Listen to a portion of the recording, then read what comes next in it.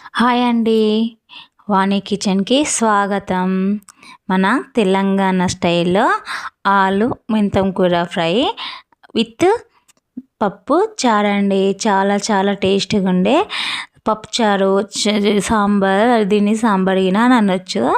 ఇది ఎలా చేసుకోవాలో, ఇంగ్రీడియన్స్ ఏందో తయారయ్యే విధానంలో చూద్దాం. చాలా చాలా టేస్టీ అండి. ఇలా చేయండి, చాలా బాగుంటుంది.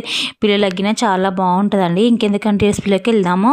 నేను ఒక పావు కేజీ కందిపప్పు తీసుకొని ఉడకబెట్టుకున్నాను. తర్వాత మెంతులు, కొంచెం జీలకర్ర, కొంచెం ఆవాలు వేసి ఫ్రై చేస్తున్నాను. తర్వాత పచ్చిమిర్చి వేయాలి. తర్వాత ఆనియన్స్ వేసి ఫ్రై అయ్యాక, ఆనియన్స్ పచ్చిమిర్చి ఫ్రై అయ్యాక ఎండుమిర్చి వేయాలండి. ఒక 10 ఎండుమిర్చి తీసుకోవాలి. తర్వాత ములక్కాయలు మంచి పొట్టు తీసి క్లీన్ చేసి కట్ చేసి పెట్టుకున్నాను. ములక్కాయలు వేసి మంచి ఫ్రై అవ్వనియాలి. ఆయిల్లో మంచి ఫ్రై అవ్వాలండి. కొత్తిమీర వేసి కలపండి. చూడండి, కొత్తిమీర వేసి కలుపుతున్నాను.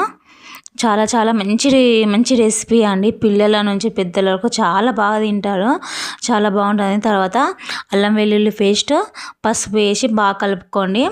ఇవి ములక్కాయలు కానీ మనం ఏ ఇంగ్రీడియంట్స్ వేసినా అది మంచిగా ఉడకనివ్వాలి. ఆయిల్లో మగ్గనివ్వాలి. లేదు ఆయిల్ తక్కువ వేసిన వాళ్ళైతే కొన్ని వాటర్ వేసి మగ్గనివ్వాలి. కరివేపాకు వేయండి. కరివేపాకు, కొత్తిమీర అయితే కాడలు దించండి. కాడలు వేస్తే చాలా చాలా టేస్ట్గా ఉంటుంది. కాడలు మొత్తం సన్నగా కట్ చేసి వేసిన చాలా చాలా టేస్ట్గా ఉంటుందండి. తర్వాత చింతపులుసు పోసుకున్నానండి. ఒక చిట్టకంతా చింతపండు పులుసు వేసుకున్నాను. పప్పు ఉడికిపోయింది. పప్పు మిక్సీకి వేస్తున్నాను. ఇది అస్సలు పాయింట్. పప్పు నేనేం రుబ్బాను. రుబ్బితే పప్పు చారు చారు ఉంటుంది. నేను మిక్సీకి వేసి వేస్తానండి. ఇగో చూడండి, ఇలా మిక్సీకి వేసి వేస్తాను. చాలా బాగా మంచి కలిసిపోతుంది. బాగుంటుందండి. పప్పుచారు అయితే చిక్కగా మంచిగా అవుతుంది. ఇదైతే మిస్ అవ్వద్దు. పప్పు మాత్రం మనం కొంచెం 70% ఉడకబెట్టి మిక్సీకే చేయాలి. ఇంకొకటి ఏంటంటే కొంచెం లైట్గా కారం వేయాలంటే 1 స్పూన్ కారం వేయండి. సాంబార్ మసాలా తగినంత ఉప్పు వేసి బాగా మరగాలి. పప్పుచారు కానీ సాంబార్ కానీ బాగా మరగాలి. నేను సాంబార్ పౌడర్ అయితే ఇట్లా స్కిప్ చేస్తున్నాను, ఎందుకంటే చాలా చాలా బాగుంటుందండి. చూడండి, నేను గిన్నెలోకి తీసుకుంటున్న సాంబార్ ఎంత లుక్గా అనిపిస్తుందో చూస్తుంటేనే నోరు ఊడిపోతుంది కదా, ఎంత బాగుందో. మనం మరీ చిక్కగా కావాలంటే కొంచెం వాటర్ తగ్గించాలి. కొంచెం చారు పులుసు అనేది తగ్గించాలి. మాకైతే ఈ మీడియం సైజ్ చాలండి. ఇలా మరీ పలసగా ఉండదు, మరీ చిక్కగా ఉండదు, మీడియం ఉండాలి పప్పుచారు. అప్పుడే మనకు అన్నంలోకి చాలా చాలా టేస్ట్గా ఉంటుంది. చూడండి, ములక్కాయలతో పప్పు ఎంత అందంగా అనిపిస్తుందో. చూడండి, ములక్కాయ పప్పుచారు ఎంత బాగుందో, చాలా సూపర్గా ఉందండి. నెక్స్ట్ ప్రాసెస్ ఆలు మెంతం కూర. ఆలు పొట్టు తీసి సన్నగా కట్ చేసుకొని కుక్కర్లో ఉడకబెట్టుకున్నాను. చూడండి, ఉడికిపోయినాయి. తర్వాత ఒక కడాయి తీసుకోండి. కడాయి కానీ గిన్నె కానీ తీసుకొని స్టవ్ పైన పెట్టండి. చూడండి, స్టవ్ పైన పెట్టి ఆయిల్ వేసుకోండి.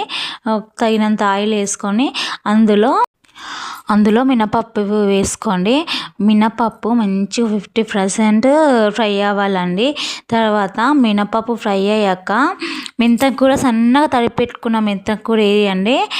చూడండి, సన్నగా తరిపెట్టుకున్న మెంతం కూర వేసి బాగా కలపండి. అందులోనే నేను కొంచెం పుదీనా, కొంచెం కరివేపాకు, కొత్తిమీర 3 కలిపి వేసేసానండి. ఈ మెంతం కూర అనేది మనకు మంచి వాటర్ అంటే డ్రై అయిపోవాలి. చూడండి, ఇలా డ్రై అయిపోయి మంచిగా మెంతం కూర వేయగలి ఆయిల్లో. అప్పుడు వేగాక అల్లం వెల్లుల్లి పేస్ట్, సాల్ట్ వేయండి. పసుపు, సాల్ట్ వేసేయండి. వేసి మంచిగా కలపండి.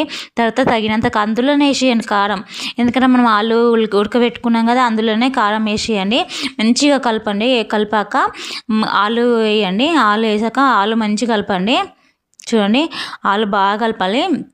ఇందులో ఒకటి మిస్ అయిందండి, ధనియాల పొడి, గరం మసాలా అయినా వేసాను.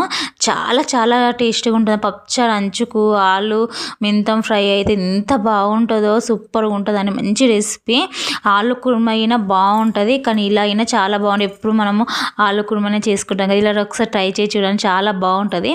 ఆలుగడ్డలు కొన్ని ఉడకకపోతే ఇలా స్పూన్తోనే అనండి, ఈజీగా ఉడికిపోతే మంచిగా ఉడకబెట్టుకోండి.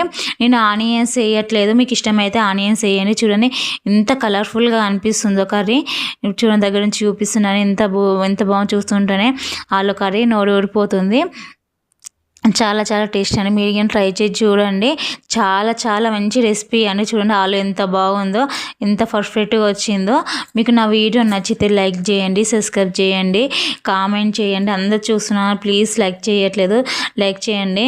మీ లైక్ మీ సపోర్ట్ అది మాకు ఎంతో అవసరం అండి. చాలా చాలా మీ సపోర్ట్ మాకు కావాలండి. మీకు ఇంకేమైనా రెసిపీస్ కావాలంటే కామెంట్ చేయండి.